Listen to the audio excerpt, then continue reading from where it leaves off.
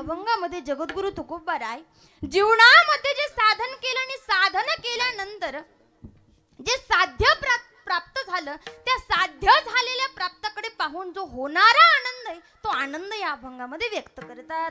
जगद्गुरु तुकोबाराय म्हणतात, मायबाप ऐका, जीवन प्रत्येक जण जगतो आणि जीवन जगत असताना गंमत अशी होते, प्रत्येक जण जीवन जगतो पण माणूस जीवन जगत नाही तर माणसातील आतमध्ये असणारी अपेक्षा मात्र जीवन जगत असते. माणूस तर फक्त काय करतो, सकाळी उठतो, आंघोळ करतो, जेवण करतो आणि झोपतो. कारण काही काही माणसांचं म्हणणं आहे असं आहे, अरे एवढंच तर जीवन आहे, खाया पिया सुख से सोया आणि नहा जमाना खोया. अरे बाबा असं करू नका, काहीतरी जीवनामध्ये आल्याच्या नंतर कमवलं पाहिजे, काहीतरी गमवलं सुद्धा पाहिजे. माणसानं फक्त कमवायला शिकू नये, गमवायलाही शिकावं. सुरुवातीला सांगितलं मी तुम्हाला. जगद्गुरु तुकोबाराय म्हणतात काहीतरी माणसानं केलं पाहिजे, कुठेतरी हालचाल केली पाहिजे आणि त्याचबरोबर जीवन जगत असताना सगळ्यात महत्त्वाची गोष्ट म्हणजे ऐका, ती म्हणजे कर्म. कर्म माणसाला करावंच लागतं. जसं मला सांगा, एखादं मातीचं मडकं आहे, त्या मडक्याला जशी मातीशिवाय सुट्टी नसते, कशी मला सांगा, मडकं बनवायचं त्याच्यासाठी काय लागेल? मातीच लागेल ना. त्या मडक्याला मातीपासून सुटका आहे का? नाही. त्याच बरोबर या मडक्याला कर्मापासून सुटका नाहीये. मग एकदा असं सांगितलं मी, एक माणूस उठला आणि मला म्हटलं, ताई मी कर्मच करत नाही. म्हटलं तेच तुमचं कर्म आहे. करंट लवकर लागत नाही, पण ज्याला ज्याला लागलं ते हसले बरं. हा, काही माणसं म्हणतात आम्ही कर्मच करत नाही. अरे तेच तुमचं कर्म आहे ना. हात नाही हलवणं तेच तुमचं कर्म आहे, पाय नाही हलवणं तेच तुमचं कर्म आहे. कर्म माणसाला करावं लागतं. पण जगद्गुरु तुकोबाराय म्हणतात, अरे कर्म प्रत्येकाला करायचंय, पण कर्म करत असताना कुठेतरी चांगलं कर्म करा. कारण जीवनामध्ये जर पाहायला गेलं, हे जीवन जर कलियुग पाहायला गेलं तर इथं म्हणावं लागतं, मानसा आता तरी मानसात ये, मानसा आता तरी मानसात, हो मानसा आता तरी मानसात ये, मानसा आता तरी मानसात ये,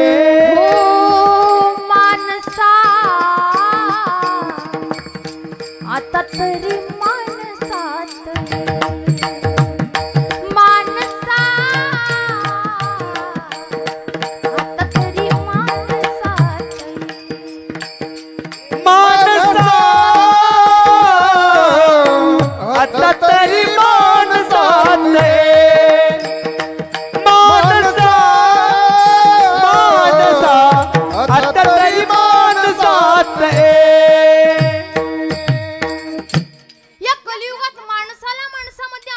भरपूर प्रयत्न करतात. याच्याही पुढे जाऊन सांगेल बेलापूर, ऐका काय, याच्याही पुढे जाऊन सांगेल जी लहान लहान मुलं शाळेत जातात ना, शाळेत गेल्यानंतर एक विशेष प्रकार शिकवला जातो त्यांना.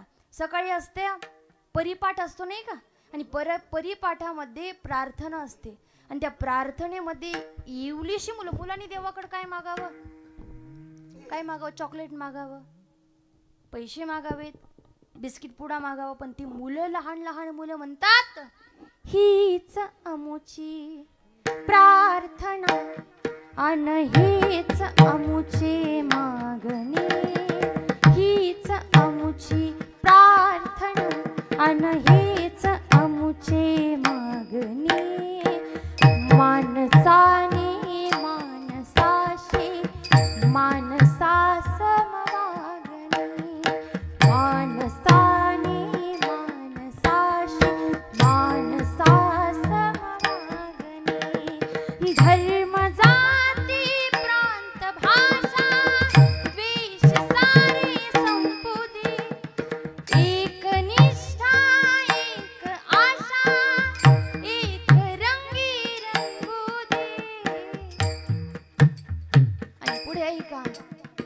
अन पुन्हा पसरो मनात शुद्धतेची चांदणी मानसाने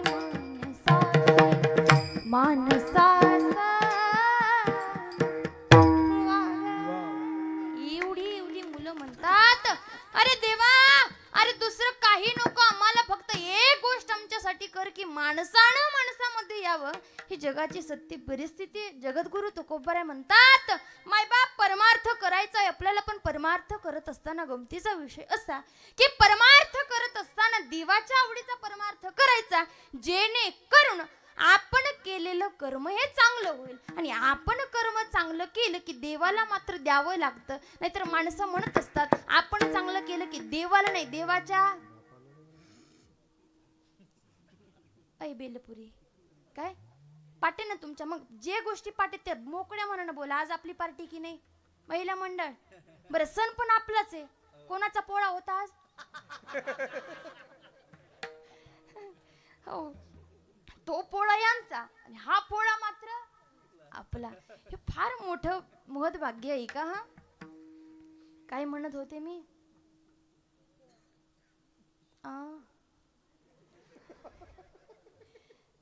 ऐका आज पोळा आहे ना आपला. पोळा नाही संक्रांत म्हणा. आणि विषय निघाला म्हणून सांगेल आज महान पर्व आहे बरं.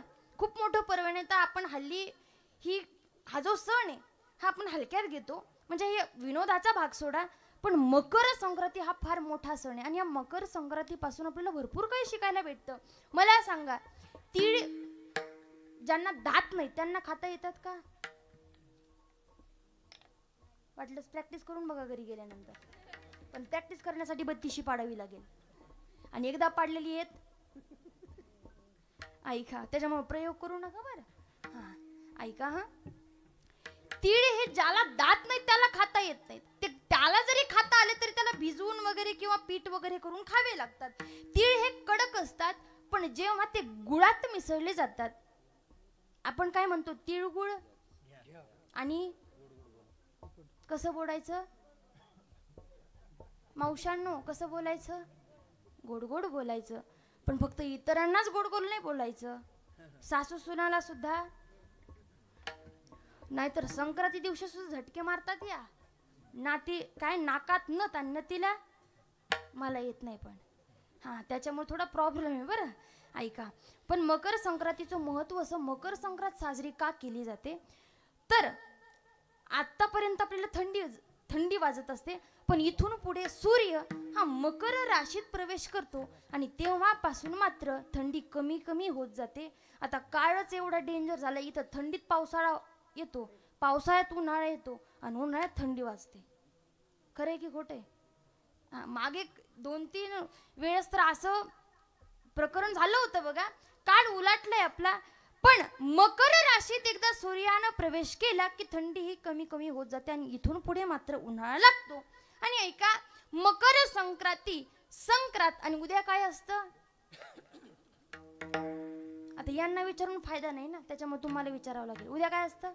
किंक्रात. ऐका पार्वती मातेनं संक्रांत आणि किंक्रात या 2 राक्षसाचा संक्रांती होऊन वध केला होता म्हणून. आणि या सणाची एक विशेष बरं. बाकीच्या सणामध्ये आता मला सांगा नवरात्रीमध्ये आपण काय करतो? देवीनं जे रंगाची साडी घातली, पण इथं उलट आहे की नाही? असं तरी करा का झोपलात तुम्ही? हे संक्रांत झोपल्या का काय? आमच्या गुरूंचा डायलॉग आहे बरं हे. आणि याच्यावरूनच माणसं ओळखतात हे नेमकं शिष्य कोणाचे. ऐका मला सांगा नवरात्रीमध्ये देवीनं जर निळा रंग घातला असेल तर मावश्या निळाच रंग घालतात. पण संक्रांतीचं थोडंसं वेगळे. संक्रांत पिवळ्यावरती होती, एकीनं सुद्धा पिवळी साडी घातली नाही. वेगवेगळ्या रंगाच्या. संक्रांतीनं मोत्याचे दागिने घातले होते, एकीनं सुद्धा मोत्याचे दागिने. कारण इतर रूपामध्ये देवी ही कल्याणकारी आहे, पण इथे 2 राक्षसांचा वध केलेला आहे संक्रांत आणि किंक्रात. म्हणून संक्रांतीसारखं कोणी वागत नाही, त्यांच्या विरुद्ध वागतात. आणि संक्रांती माणसाला शिकवते एकजुटीनं राहणं. तिळाचं आणि गुळाचं मिलन म्हणजे संक्रांतचं मिलन. आणि पहिल्या काळात संक्रांत अशी साजरी करायची, भोगी दिवशी शेकोटी पेटवायचे, सगळे माणसं त्यांच्या जवळ यायचे. जवळ म्हणजे शेकायला बरं, नाही तुम्ही म्हणाल आगीत, तसं नाही. हो, आणि शेकायचे, शेकता शेकता गाणी म्हणायच्या मावशा. त्याच्यानंतर दुसऱ्याही दिवशी एकत्र येऊन हळदी कुंकवाला जायच्या. आता 9चा टाईम असला की 9ला काही, 10ला काही, 11ला काही, 12ला काही, एकीचाही एक केला पत्ता. पण पहिल्या काळात एकजुटीनं असायचं. पुन्हा किंक्राती दिवशी हळदी कुंकाला सगळ्या एकत्रित यायच्या. अगदी संक्रांत माणसाला शिकवते एकजुटीनं राहावं. जसं की आपलं नववर्ष, खरं नववर्ष तर गुढी पाडव्याला आहे, पण 75% माणसं तर 1 जानेवारीलाच नववर्ष साजरं करतात. ठीक आहे, कधीही केलं तरी आपलंच आहे. बेलापुरी का दुसराच आहे? नववर्ष आपलंच आहे ना, कधीही साजरं करा. आणि या नव्या वर्षातील पहिला सण हा संक्रांत. आणि इथून पुढे माणसं एकजुटीनं सगळे सण साजरे करावेत म्हणून पहिला संक्रांत आहे का. आणि या संक्रांतीचा गोड सुंदर असा महापर्व आहे. या महान पर्वावरती आपण सुंदर चिंतन ऐकत आहोत ऐका. जगद्गुरु तुकोबाराय म्हणाले, कलियुगात माणसं फार विचित्र वागणार आहेत. कोणीही कोणाचाही मेळ राहणार नाहीये. परंतु माणसानं माणसाशी वागावं, माणसासम वागावं, माणसासारखं वागावं, याच्यासाठी संतांनी अवतार घेतले.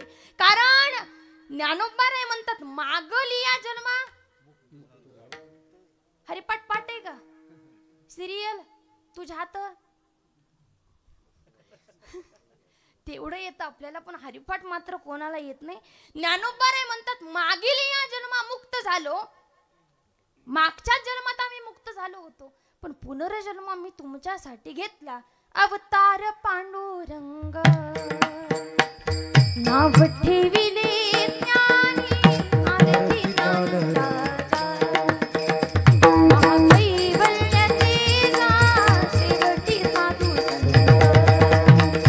मनुविधीला माझा आरती राजा.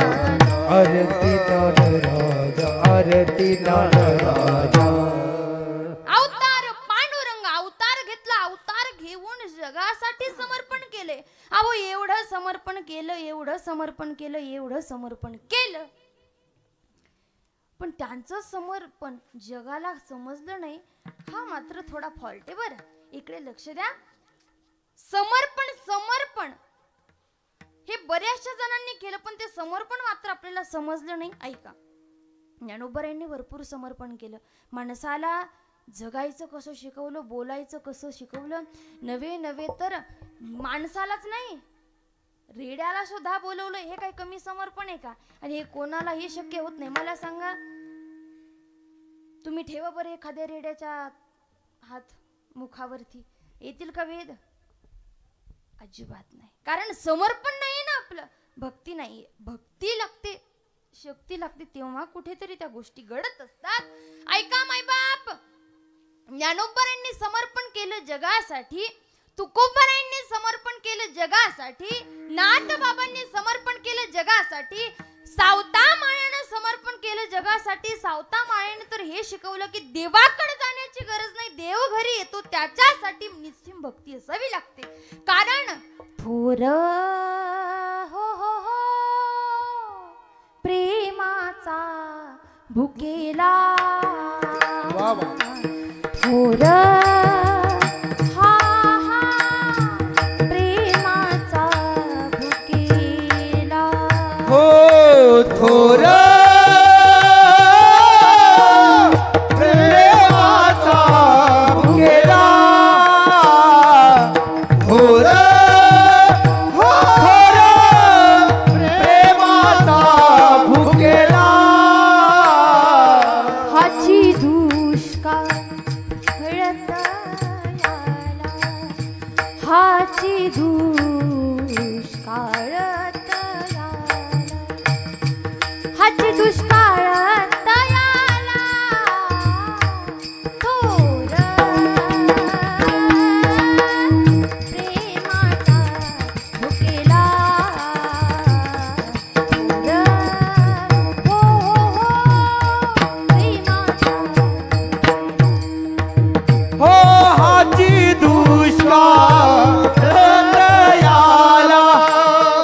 हाची दुष्काळ दयाला हाची दुष्काळ दयाला थोर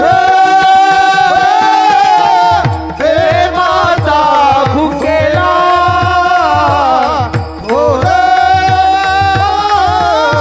प्रेमाचा भुकेला प्रेमाचा भुकेल थोर प्रेमाचा भुकेला थोर प्रेमाचा भुकेला हाची दुष्काळ तयाला. त्याला काही पैसा धन वगैरे नकोय, तो प्रेमाचा भुकेलेला आहे.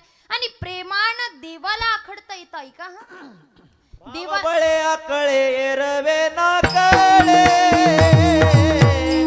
करतळे आवळे ते सारे करतळे आवळे ते सारे भाव बळ्या कळे रवी टाकळे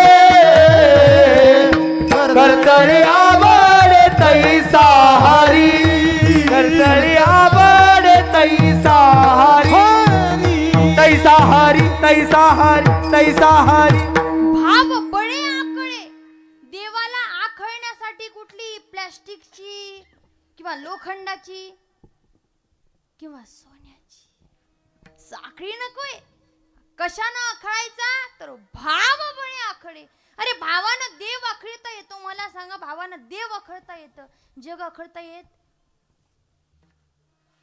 ऐ बेलापुरी, तुम्ही म्हणाल ताई काय म्हणाव तेच कळना. जग आखळता येत नाही, कारण जगाला भाव नकोय, जगाला पैसा पाहिजे. आणि देवामध्ये आणि संसारामध्ये आणि परमार्थामध्ये एवढाच फरक आहे बरं.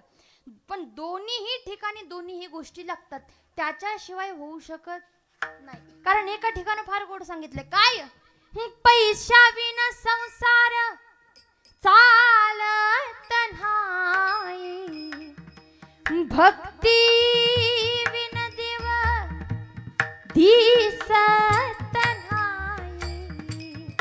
सांगा मी कोणता मार्ग धरू, सांगा मी काय करू, सांगा मी काय करू. भक्ती करू का पोट भरू, भक्ती करू का पोट भरू, सांगा मी काय करू, सांगा मी काय करू देवा. अरे भक्ती करू का पोट भरू. पोट भरण्यासाठी पैसा लागतो, कारण जगाची रीत आहे सब पैसे की भाई. इथं दामाशिवाय काम नाही. हो, दामाशिवाय एकही काम नाही. आणि मला सांगा मग, अशा दुर्दैवी जीवनामध्ये, अशा कलियुगामध्ये इथे देवाला आखळायचं तरी कसं, तर भाव बळे आकळे आणि एरवी ना कळे. भावानं देव आखडता येतो. सावता माळीने शिकवलं, प्रत्येक संतानं जीवन झिजवलं या कलियुगासाठी.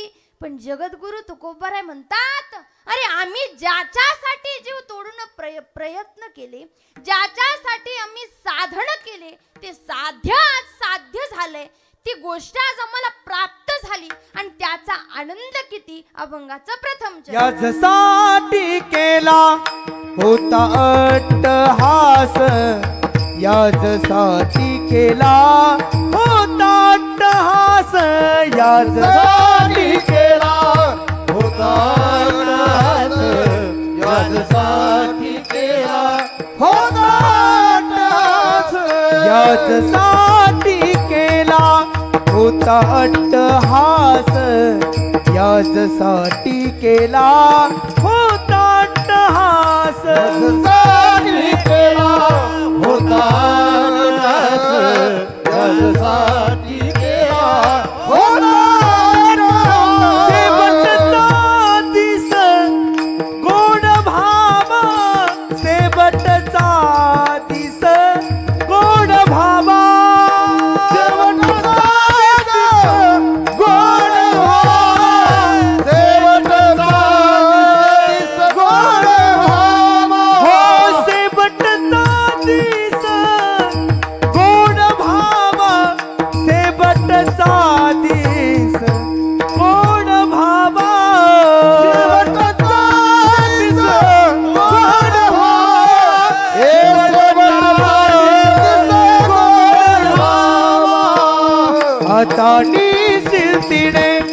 पावलो विसावा आता निसिंतीने पावलो विसावा आता निसिंतीने पावलो विसावा आता निसिंतीने पावलो विसावा पावलो विसावा आता निसिंतीने पावलो विसावा आता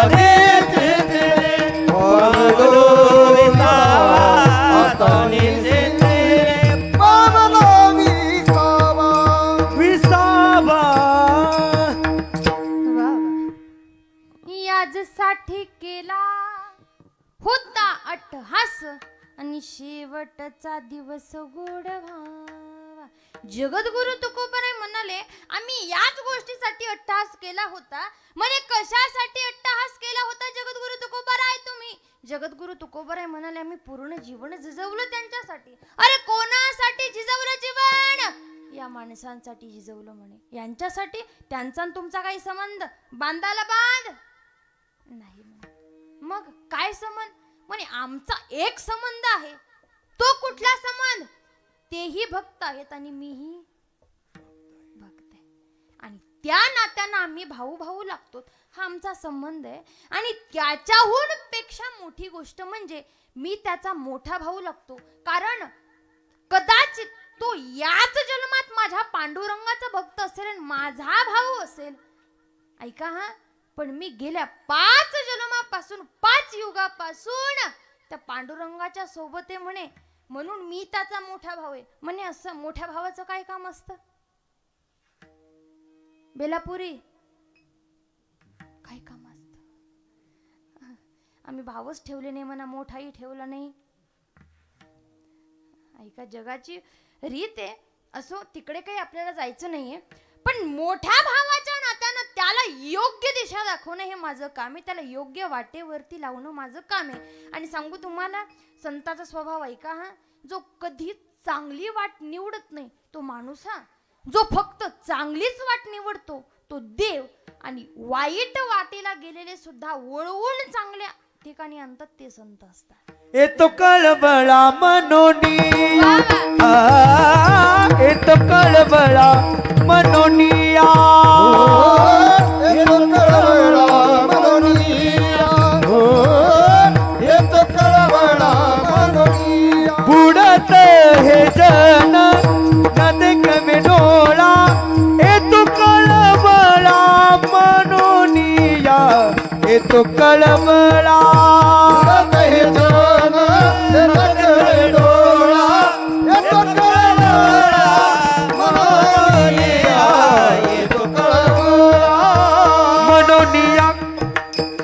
मनोनिया. वा वा. बुडते हे जन न देखवी डोळा येतो कळवळा म्हणून. या जगद्गुरु तुकोबारायांनी सांगावं अरे हे जग वाईट मार्गाला जात असताना आम्हाला फार त्रास होतो. कोणीतरी विचार काओ जगद्गुरु तुकोबाराय त्यांचा तुमचा तर काहीच संबंध नाही म्हणे. जरी भाऊ असलात तरी फार लांबून तुम्ही. हॅलो इथं सख्खा भाऊ आणि बेलापुरी तुमच्यापेक्षा यांना जास्त कळतं. यात सांगतात ना सख्खा भाऊ पक्का वैरी. जगाची रीत आहे. जग असं म्हणतं आणि तुम्ही म्हणता कुठे तो तुमचा पांडुरंग परमात्मा आणि त्या पांडुरंग परमात्म्याचे हे भक्त आणि ह्या भक्तामुळे तुम्ही त्यांच्या एवढ्या लांबचं नातं कुठे धरत असतात का? म्हणे नाही. म्हणे मग अरे बुडते हे जन न देखवी डोळा आणि येतो कळवळा मनोनिया. म्हणून आम्ही त्यांना चांगल्या वाटेला लावतो. म्हणे असं म्हणे हो. म्हणे तुम्ही कोण आहात? तेव्हा जगद्गुरु तुकोबाराय सांगतात आम्ही वैकुंठवासी आलो याची कारणासी. आम्ही वैकुंठवासी आलो याची कारणासी. हो बोलिले जे ऋषी साच भावे वर्ता.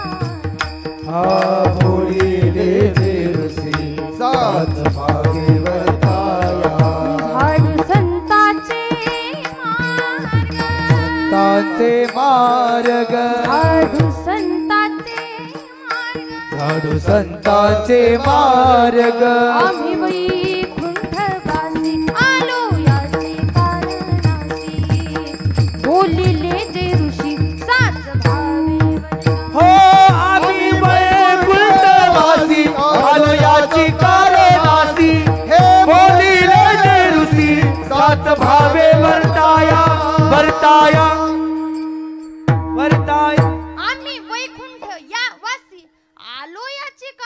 त्यांना सुधारण्यासाठी. आणि माणसाचं ऐका हा, गाडीची जर रिपेअरिंग करायची असेल तर कुठं जावं लागतं? डॉक्टरकडे. मावशांनो, कोर्टामध्ये. तुम्ही म्हणा आम्ही चालवतो काय गाड्या? कुठे जावं लागतं? गॅरेजमध्ये जावं लागतं बरं का. मला सांगा, ती गाडी चालता चालता थकते आणि थकल्यानंतर ती, मी बोलण्याच्या तयारीत होते बरं, पण देव तो देव आहे ना, त्याला सांगायची मात्र गरज पडत नाही. ऐका हा. आणि लवकर आणली देवाने, नाहीतर 15 मिनिटात सुट्टीच होती आपली. आता 2 तास काय सोडत. टेन्शन नका घेऊ, लवकर घरी जायचं आपल्याला, कारण आज खूपच दमला असताल तुम्ही. हो, नाही तसं काय नाही, मी तुमच्या पार्टीचे बरं, तुमची पार्टी मी अजिबात पडू देत नाही. टेन्शन घेऊ नका. कार्यकर्ता खंबीर असला राहायचं का मग उभा? आमदाराला राहायचं का डायरेक्ट मुख्यमंत्री? ऐका हा. असो, संत म्हणतात आलो याची कारण अशी, ज्या मशनी बिघडल्यात त्यांचं रिपेअरिंग करण्याचं काम हे संत करत असतात. मग जगद्गुरु तुकोबाराय सांगतात अशा अनेक ज्या चालणाऱ्या गाड्या होत्या, ज्या भागणाऱ्या गाड्या होत्या, प्रत्येक गाडी ही भागतेच, कुणीच थांबलेलं नाहीये. प्रत्येक जण पाठ करतय. कोणाचे पाठ करते? तर सुखाची पाठ करते. सुखाची पाठ करते म्हणजे वाचा अर्थ घेऊ नका बरं. सुख शोधते माणूस.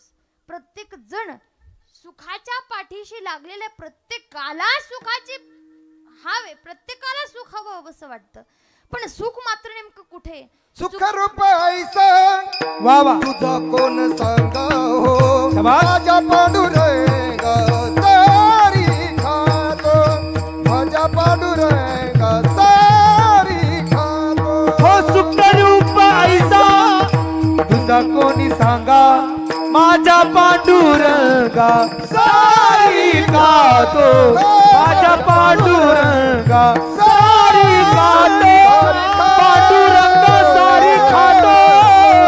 अरे सगळं सुख जिथे सामावलंय ना त्याला पंढरपूर म्हणतात. आणि त्या पंढरपुरामध्ये विटेवरती पाय आणि कटेवरती हात ठेवून माझा पांडुरंग परमात्मा उभा राहिलाय. त्याच्या चरणाजवळ सगळं सुख आहे. आणि त्या सुखासाठी माणसं धडपड करतात. पण गंमत अशी होते, चष्मा असतो डोक्यावरती. ऐका हा बेलापुरी, ऐकताय ना? हा ऐका हा. चष्मा असतो डोक्यावरती, पण ती म्हातारी आजी अख्ख्या घरात सापडत असते. जेव्हा नातू पाहतो आणि नातू सांगतो, ए वेडे म्हातारे, अगं सुख तुझ्या जवळ आहे, चष्मा तुझ्याच डोक्यावरती, पण तू पूर्ण संसारामध्ये शोधतेस. अर्थात पांडुरंग इथंच आहे. कारण सच्चिदानंद रूपाय विश्वोत्पत्त्या दिहितवे आणि तापत्रय विनाशाय श्री कृष्णाय वयम नमः. ऐका, सत चित आनंद हे त्याचं स्वरूप आहे. आनंद ज्याच्या स्वरूपामध्ये, तो आनंदी नसणार आहे का? झोपल्या का काय? ऐका, जाग्यात ना तुम्ही? ज्याच्यामध्ये आनंद आहे, ज्याच्या स्वरूपातच आनंद आहे, त्याच्या जवळ गेल्यावर आनंद नाही होणार का? बरं सोपं करून सांगू का? साखर तोंडात टाकल्यावर कडूच लागणार. बघा बघा, हो म्हणते. म्हणजे तुमचं टावर पडलंय असं समजू का मी? टावर पडणं म्हणजे कळतं ना, थोडीशी डुकली लागणं. आणि गंमत अशी होते बरं का, माणसं कीर्तनात झोपतात पण मान्यच करत नाही. हा, आमच्या तिकडचं सांगते बघा तुम्हाला, इकडचं अजिबात सांगणार नाही. इकडचं मी तिकडे गेल्यावर 100% सांगेल, पण इथं सांगणार नाही बरं. हा, बेलापुरीतले सोडून पण मंडपातले धरून, हे जरा लवकर कळत नाही लोकांना. पण ऐका, एकदा एक माणूस समोर झोपला, पण शेजारच्यानं म्हटलं, ए झोपू नको रे. तो म्हटला, नाही डोळे झाकून ऐकतोय. पण झोपणारा माणूस डायरेक्ट खाली पडला. माणसाला झोप लागल्यानंतर अंगाचा तोल सावरता येत नाही, तो डायरेक्ट खाली पडला. म्हणे आता तरी तो 100% झोपला होता. म्हणे नाही रे बाबा, विदेही अवस्था प्राप्त झाली होती. तो माणूस चक्क झाला, अरे कीर्तन करू करू महाराज लोक मेले, त्यांना कधी विदेही अवस्था प्राप्त झाली नाही. ते गाडीत बसले की कळतं ना असं. हे बघा माझा स्वभाव आहे, मला काय कोणाची एकाची पास धरून जमत, मला दोन्हीही पाशी सांभाळावे लागतात. नांगर धरतो ना तसं असतं बघा. ऐका दोन्हीही पासा सांभाळावे लागतात. मला सांगा, अरे कीर्तनकार कीर्तन करून करून ते वाटे लागले, पण त्यांना कधी विदेही अवस्था प्राप्त झाली नाही. तू कीर्तन ऐकून विदेही अवस्था प्राप्त झाली म्हणे? हो. बरं मान्य केलं त्यानं, पण तेव्हाच डायरेक्ट समोर माझ्याजवळ बसलेला माणूस झोपला. झोपेत तो घोरूही लागला, पण म्हटलं उगाच एखाद्याची झोप मोड कशाला करायची. मी पूर्ण कीर्तन होऊ दिलं आणि त्याला विचारलं, का हो बाबा? म्हटले बोला ना ताई. म्हटलं कीर्तन कसं झालं? म्हणे कीर्तन छान झालं. म्हटलं आवडलं का तुम्हाला? म्हणे मला आवडलं. म्हटलं बाबा मला सांगा, कीर्तन तुम्हाला आवडलं, कीर्तन छानही झालं, मग तुम्ही झोपले का होतात बरं? म्हणे ताई मी झोपलो नव्हतो. म्हटलं बाबा मी तुमच्या नातीसारखी, मला काही खोटं बोलू? मला बाबा म्हटले ताई तुम्ही माझ्या नातीसारखेत म्हणून सांगतो, मी पण तुम्हाला माझी नातच समजतो आणि मला एक गोष्ट माहिती आहे की तुम्ही कधीच खोटं बोलणार नाहीत, म्हणून मी झोपी गेलो. असं करायचं? झोपून चालत नाही बरं, ऐकावं लागतं, ऐकून अनुकरण करावं लागतं, तेव्हा कुठेतरी देव प्राप्त होतो. विनोदाचा भाग सोडा, पण जगद्गुरु तुकोबराय म्हणाले, अरे यांनी चांगल्या मार्गावरती चालावं हीच तर आमची सदिच्छा होती आणि याच सदिच्छा पूर्ण करण्यासाठी कठोर प्रयत्न आम्ही केले. मग जगद्गुरु तुकोबरायांनी कोणीतरी विचारावं, जगद्गुरु तुकोबराय आम्हाला सांगा काय प्रयत्न केले? म्हणे अरे आम्हीच सांगतो की माणसाने माणसासारखं वागावं, पण जेव्हा माणूस ऐकत नाही त्याला विशेष प्रकारे सांगावं लागतं. ऐका, संत हे आई वडील होऊन सांगतात. ऐका, गंमत अशी होते, आता थोडं संसारात जाऊन सांगते म्हणजे जेणेकरून तुम्हाला कळेल, तुमच्या डोक्यामध्ये फिट्ट बसेल, है की नाही? ऐका हटोटी ऐका. हा, एक लहान बाळ उठावं, त्यानं झोपेतून उठावं आणि त्याची उठल्या उठल्या अवस्था ही अतिशय बेकार असते. काय असतं? केस विंचकलेले असतात, नाकातून गंगा जमुना वाहत असतात, डोळ्याला चिपडे वगैरे असतात, अगदी बेकार अवस्था असते. पण तो बेकार अवस्थेतला मुलगा ओट्यावरती येतो आणि तेवढ्यात बाबा बाहेरून येत असतात. बाबाला म्हणतो, बाबा मला मागच्या तुमचं मौन आहे का? यांनी गुत्त घेतलंय, तुम्ही बोला. काय? तो काय म्हणतो, बाबा मला उचलून घ्या. पण बाबा काय उचलून घेत, मग बाबाने असं एका साईडला धरावं आणि आईकडे आणून सोडावं आणि आईला म्हणावं याला आंघोळ घाल, याचा सुंदर मेकअप कर आणि नंतर मी त्याला घेतो. आईनं आहे त्या परिस्थितीमध्ये त्याला स्वीकारावं. आहे का? हा, फार गोड भाव मला तुमच्या समोर मांडायचंय, फक्त लक्ष माझ्याकडे द्या. आईनं त्याला जवळ घ्यावं, त्याच्या स्वतःच्या पदरानं त्या मुलाचं तोंड पुसावं आणि एक पापा घ्यावं, नंतर म्हणावं, अरे बाळा, अरे तुझी अवस्था किती बिकट झाली, अरे तुला आंघोळीची गरज आहे, तुला सुंदर दिसण्याची गरज आहे, अरे सुंदर जर नसशील तर तुझे बाबा तुला जवळ करणार नाहीत. आईनं आंघोळीला न्यावं, आंघोळ घालावी, सुंदर मेकअप करावा, काजळ लावावं. आता जे काही मेकअप करतात ते तुमचं तुमचं बरं, सुंदर मेकअप करावं आणि नंतर त्या बाळानं तुरु तुरु तुरु तुरु तुरु तुरु चालत बैठकीमध्ये यावं आणि बैठकीमध्ये बाबा पेपर वाचत बसलेले असतात. आता पेपराचं एक पान झालं की पान वाचतात का? पेपरच बंद झाले. आता टीव्ही आल्या आणि कशाचे पेपर राहिलेत? ऐका, हा, पेपरचं पान झालं की पान बदलावं लागतं. पान बदलायला गेले पण कुठेतरी कोण्यातून त्या बाळाचं सुंदर रूप दिसलं आणि बाबानं पेपर खाली ठेवला. आता मात्र बाबा म्हणतात, बाळा बेलापुरी जागे आहेत का तुम्ही? बाळा, आता बाबा म्हणतात बाळा इकडे, पण बाळ म्हणतं मला तिकडं जायचंच नाही, मी इथंच बरं आहे. हा ऐका, आणि इथं आता याच परमार्थामध्ये नेऊ.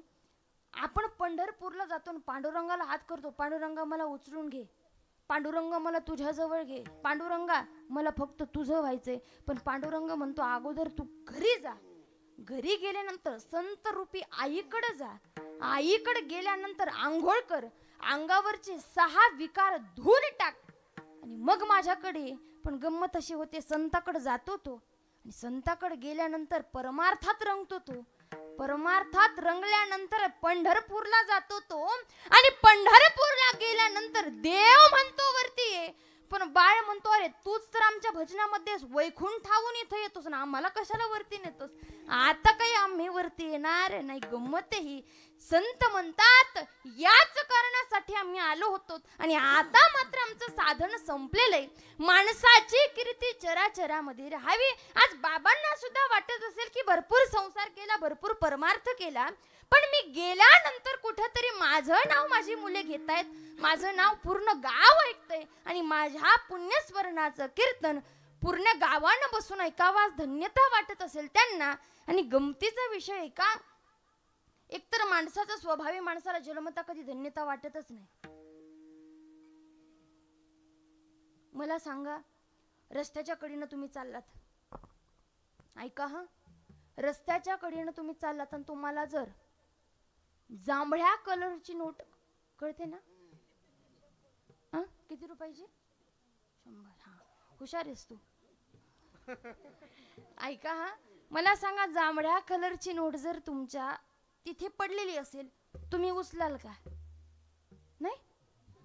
एवढे इमानदार माणसं या जगात नाहीत बरं. हो, ऐका, माणूस उचलेल तो, पण खाली वाकावं आणि नजर पुढे जावी. पुढे गेल्यानंतर लाल नोट दिसावी. पहिली किती होती? लाल नोट नाही 2000. भगवी नोट 200. लाल नोट. पैसे नाहीत का तुमच्याकडे? नाही, कन्फ्यूज झालात ना तुम्ही म्हणून म्हटलं. ऐका हा, लाल नोट दिसावी. मला सांगा, 100ची उचलाल का 2000ची? बेलापुरी, एवढं उत्तर द्या आणि घरी जायची तयारी सुरू करा. इकडच्या 2000चीच घाल फक्त, का दोन्ही पण उचलाल?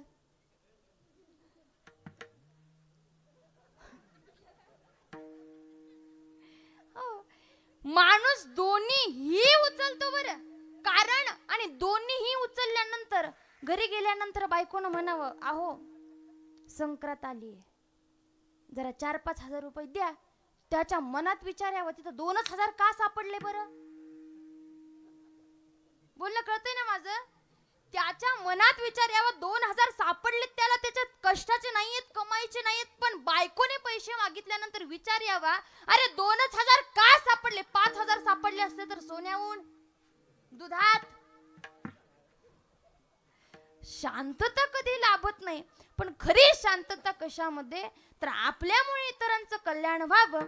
आणि शांतता वाटत असेल त्यांना की आज माझ्या पुण्यतिथीमुळे एवढ्या सगळ्यांना ज्ञानदान होतंय, याला खऱ्या अर्थानं जीवन जगणं म्हणतात. आणि जगद्गुरु तुकोबरायांसारखे हेही सुद्धा म्हणत असतील, याचसाठी केला होता अट्टहास, शेवटचा दिस गोड व्हावा. आणि आता मात्र आनंदाने निश्चित होण्याचा टाइम आलेला आहे. अभंगाचं गीत आता निश्चिंतीने पावन विसावा, आता निश्चिंतीने पावन विसावा, आता निश्चिंतीने पावन विसावा, आता निश्चिंतीने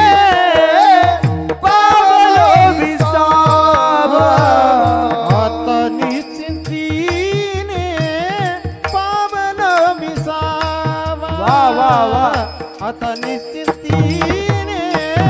पावन विसावा, आता निश्चिंतीने पावन विसावा, आता निश्चिंतीने पावन विसावा. कुंडली धावा दृष्टीची, कुंडली धावा आता निश्चिंतीने पावन विसावा, आता निश्चिंतीने पावन विसावा.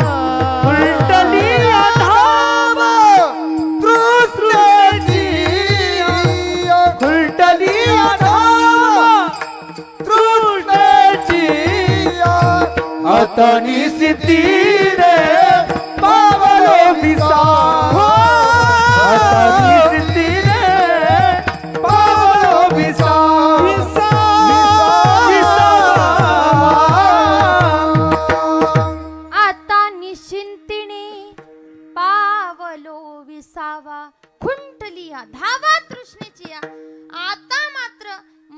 इथं कार्य उर्वरित राहिलेलं नाहीये. आता निश्चिंतीनं मी माझ्या गावाला जाऊ शकतो. आम्ही जातो आमच्या गावा. आमचा झोपल्या का काय, राम राम तरी म्हणा ना ग माय. ऐका हा हा, हे सुद्धा सांगावं लागतोय. जगातील शोकांती काय बरं. इथं सगळे विठ्ठल विठ्ठल म्हणतात, टाळकरी टाळ वाजवतात, आमचे मृदंग वाजवतात, पेटी मास्तर पेटी वाजवतात, सगळं होतं. पण खालच्यांचे मात्र तोंड मिचकत खुशाल नाही म्हणतात. हा, आतापर्यंत जरी मिचकले नाही तरी नका मिचकून देऊ, पण इथून पुढे तरी मिचकवत जा. नाहीतर सांगू तुम्हाला, ऐका बरं. कीर्तनात जो करतो टाळ्यांची टाळा टाळी, कळतंय ना. हां, थोडं डोक्यावरून जाईल पण घुसेल डोक्यात, नका टेन्शन घेऊ. ते पण तुमच्यासारखंच आहे, सरळ जात नाही, वाकडं तिकडं जातं. ऐका हा, कीर्तनात जो करतो टाळ्यांची टाळा टाळी, कीर्तनानंतर यम त्यास कवटाळी, त्याच्यामुळे वाजवावी टाळी. यम कवटाळी, यम देव नाही. हा, आणि एखादीला जर नसल कळलं तर आपापली शेजारीन चेक करा, विचारा तिला, कळलं का तुला कळलं का. नसल कळलं तर सांगा तिला, नाहीतर यम. कीर्तनातली गंमत ही ऐका. असो, जगद्गुरु तुकोबाराय म्हणतात, आता मात्र निश्चिंतीने पावलो विसारावा खुंटलिया धावा तृष्णेची या. आणि जे आम्ही काम केले त्याचं मात्र कौतुक वाटतं. कौतुक वाटे झाली यावे चाचे, कौतुक वाटे झाली यावे चाचे, कौतुक वाटे झाली यावे चाचे, कौतुक वाटे झाली यावे चाचे. कौतुक वाटिया झाली यावे चाचे, कौतुक वाटे झाली यावे चाचे, कौतुक वाटे झाली यावे चाचे, कौतुक वाटे झाली यावे चाचे. नाम मंगळाचे तेने गुणे, ओ नाम मंगळाचे तेने गुणे, नाम मंगळाचे तेने गुणे, मंगळाचे तेने गुणे.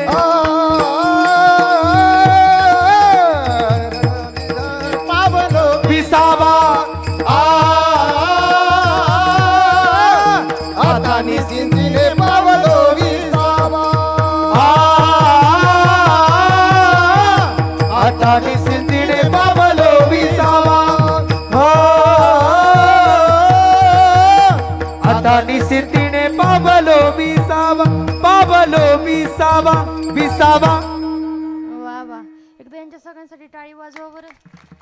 क्या बात आहे. ऐका हा, कौतुक वाटे झाली या वेचांची, नाम मंगळाची गावो गीते. ऐका, नाम मंगळाची गावो गीते. आता काही जण वेगळा शब्द म्हणतात. आता तुम्ही काय म्हटलात, गाव तेने गुणे, तेने गुणे. हा, असं होतं कधी कधी. आता सांगू तुम्हाला, शिव जरी बदलला, गावाचा शिव जरी बदलला तरी भाषा बदलते, शब्द सुद्धा बदलतात. तसं मी बऱ्याचदा ऐकलेलं आहे आणि वाचलेलं सुद्धा आहे. गावो गीते. हा, आणि गंमत अशी आहे, तुमचे शब्द जरी वेगळे असले तरी पांडुरंग मात्र तोच आहे. माझे शब्द जरी वेगळे असले, पांडुरंग मात्र, हा, ते महत्वाचं, बाकी बाकी काही नाही. हा, नाहीतर तुम्ही जागरण गोंधळ म्हणायचं आणि मी आराध्याचे गाणे, तसं जमणार. दोन्ही मात्र देव एक पाहिजेत. हो, नाहीतर गफलत होते बरं. काही काही ठिकाणी होतं हे तसं. आम्ही म्हणायचं अवतार पांडुरंग, ते व्यक्ती म्हणतात अवतावर पांडुरंग. नाहीतर आम्ही म्हणायचं काय, गुलगुल बोलत, आणि ते म्हणत गंगूला बोलत. आहे का आता, फार अवघड आहे. त्याच्यामुळं संगत करणारे सुद्धा, साथ संगत करणारे सुद्धा चांगले लागतात बरं. नाहीतर माणसं म्हणतात कीर्तनकार चांगला आहे ना, त्यांचं काय करायचं, तसं जमत नाही. सगळंच चांगलं लागतं मला सांगा बरं, भाजी करायची बरं, तुम्हाला विचारू काय? नाही, इकडे जर वेगळी पद्धत असली तर मला सांगा, मावशांना भाजी करायची असेल तर तिखट नुसतं रंगानं लाल लागतं का त्याचा स्वभाव सुद्धा तिखट असावा? नाहीतर नुसतं लालच दिसतंय, नुसतं लाल, किती जरी ओतलं तरी गोडवा येत, तिखटानं गोडवा येतो का? शब्द अशा डोक्यावरून जातात बरं का, फक्त ते कळत नाहीत. असं तिकडे आपल्याला जायचं नाही, कौतुक करायचंय. आणि कौतुक झालं सुद्धा. जे नाम आम्ही गायले, जे नाम आम्ही घेतले, त्या गोष्टीचं आज कौतुक झालंय. आणि पुढे ऐका, आता मात्र तुकोबाराय म्हणतात, कार्य संपलंय, सगळ्या गोष्टी चांगल्या झाल्यात, पण त्याच्या अगोदर एक इम्पॉर्टंट गोष्ट राहिली. म्हणे काय इम्पॉर्टंट गोष्ट राहिली? एक मिनिट. म्हणे काय राहिलं तर म्हणे जास्त काही नाही राहिलं, फक्त असे हात उंच घ्यायचे. करंट लागला तर लागून घ्या, नाहीतर उद्या लागला तरी काही प्रॉब्लेम नाही. मागचे बसलेले मला सगळे दिसतात बरं का. घ्या हात उंच असे जरा जोरदार. घेतले ना? सगळ्या मेहंद्याच दिसतात बाबा आज. घेतले का हात उंच? शेजारनी चेक करा आपापल्या. विठोबा रखो माई, विठोबा रखो माई, विठोबा रखो माई, विठोबा रखो माई, विठोबा रखो माई, विठोबा रखो माई, विठोबा रखो माई, विठोबा रखो माई. हाताळी. विठोबा रखो माई, विठोबा रखो माई, विठोबा रखो माई,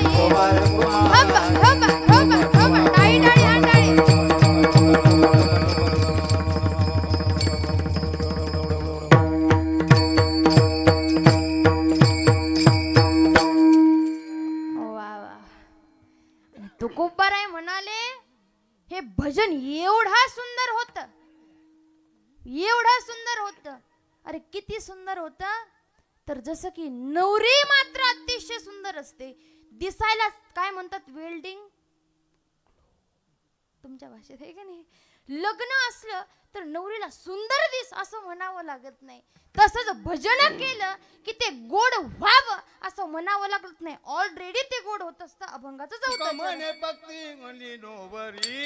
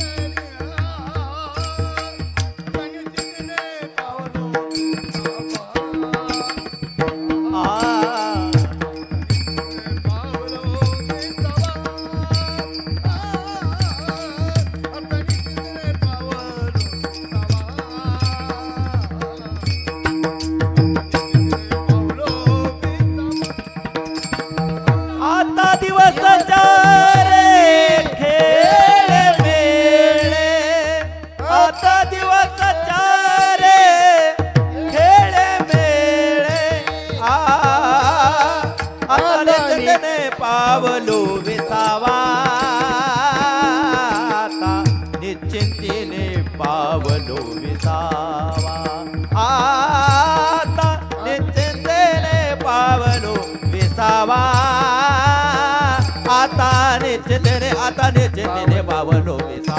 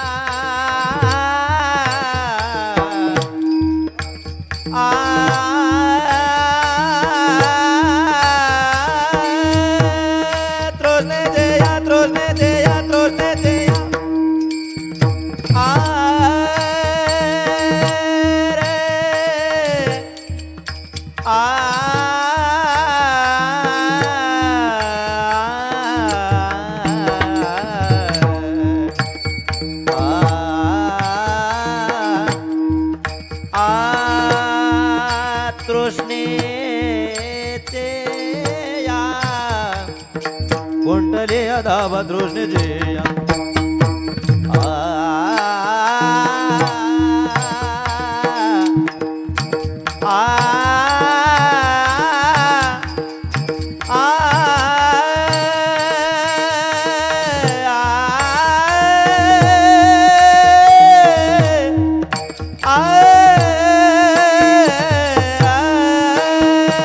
कुंडलिया धावा तृष्णे जया कुंडलिया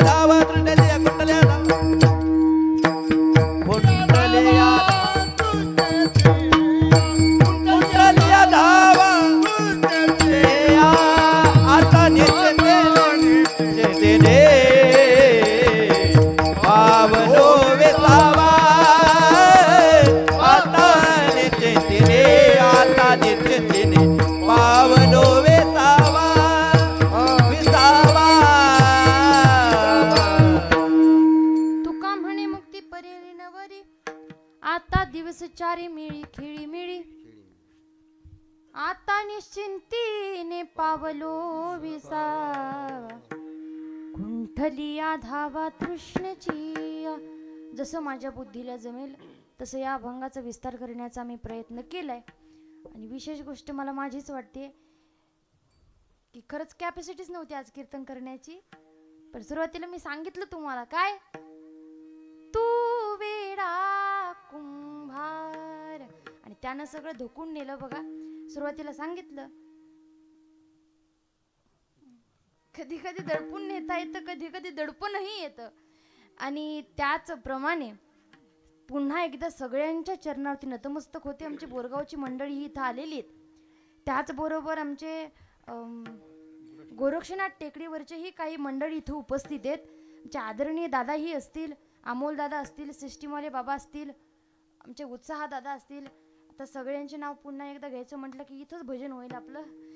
हां, आपले भजन राहिलेले बघा. उठायचं नाही बरं कोणीही. हळदी कुंकाला जायचं नाही ना, आज उद्या जायचं असेल ना. मग आज थोडं म्हणजे भजन एकदा ऐकून बघा, कान मंत्रमुग्ध होतात. अगदी आपल्याला भजनही ऐकायचं आहे. त्याचबरोबर समस्त ग्रामस्थ मंडळी असतील, सगळे कीर्तनाला उपस्थित राहिले. त्याचबरोबर आमचे श्रीकृष्ण दादा असतील व त्यांचा संपूर्ण परिवार असेल. सगळ्यांच्या चरणावरती नतमस्तक होते. कीर्तन जसं जमलं तसं सोडवण्याचा मी प्रयत्न केलेला आहे. जेवढं काही चुकलं असेल तो माझ्या बुद्धीचा दोष असेल आणि जेवढं काही बरोबर असेल ते तुमच्या सगळ्यांचे आशीर्वाद असतील. या न्यायानं तुमच्या सगळ्यांच्या चरणावरती नतमस्तक होते. त्याचबरोबर झालेली सेवा पांडुरंग परमात्म्याच्या चरणी, सर्व संत मंडळीच्या चरणी, जगद्गुरु तुकोबरायांच्या चरणी, माझे सद्गुरू नगदनारायण महाराज यांच्या चरणी, सगळ्यांच्या चरणी विनम्र अभिवादन आणि कीर्तनाला प्रारंभ, कीर्तनाला स्टॉप. ज्ञानेश्वर माऊली ज्ञानराज माऊली तुकाराम, ज्ञानेश्वर माऊली ज्ञानराज माऊली महाराज ज्ञानेश्वर माऊली ज्ञानराज माऊली. जय जय ज्ञानेश्वर माऊली. जय विठाल जय जय विठाल. आबोली लिहिले पुरी वेडी वाकुडी उत्तरे करा क्षमा